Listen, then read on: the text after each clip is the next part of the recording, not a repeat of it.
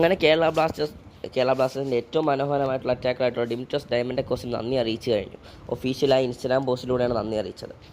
എൻ്റെ സംശയം ഇതൊന്നുമല്ല, ഒരു താരം എത്ര മനോഹരമായി കളിക്കുന്ന താരമായാലും 2-3 വർഷത്തിൽ കൂടുതൽ ടീം ക്ലബിൽ നിലനിർത്തുന്നില്ല, അല്ലെങ്കിൽ 1 വർഷം കഴിഞ്ഞ് 2 വർഷം കഴിഞ്ഞ് പുറത്താക്കുന്നു. ഇതിലും വലിയൊരു താരം എന്താണ് പ്രൂവ് ചെയ്യേണ്ടത്?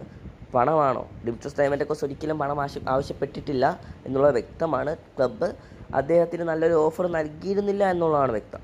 നല്ല ഓഫർ തന്നില്ലെങ്കിൽ താരം ഇപ്പോൾ കേരളത്തിൽ തന്നെ തുടർന്നേനെ. മാത്രമല്ല, നമുക്കറിയാം ഈസ്റ്റ് ബംഗാളെല്ലാം താരത്തിന് കോടികൾ വരെ ഇട്ട് കഴിഞ്ഞു, മുംബൈ സിറ്റിയൊക്കെ.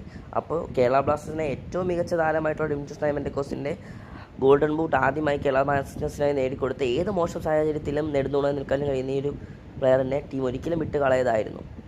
ഇതിലും നല്ലൊരു താരം ടീമിലെത്തുമോ എന്നുള്ളത് തന്നെ സംശയമാണ് നമുക്ക്. സോ ക്ലബിൻ്റെ ചരിത്രത്തിൽ തന്നെ എടുത്തിരിക്കുന്നതിൽ വെച്ച് ഏറ്റവും മോശം ഡിസിഷനാണ് ഇതെന്ന് ഇനി 100% ഉറപ്പുണ്ട്. ഇഷ്ടപ്പെട്ടാൽ പ്ലീസ് സബ്സ്ക്രൈബ് മൈ ചാനൽ.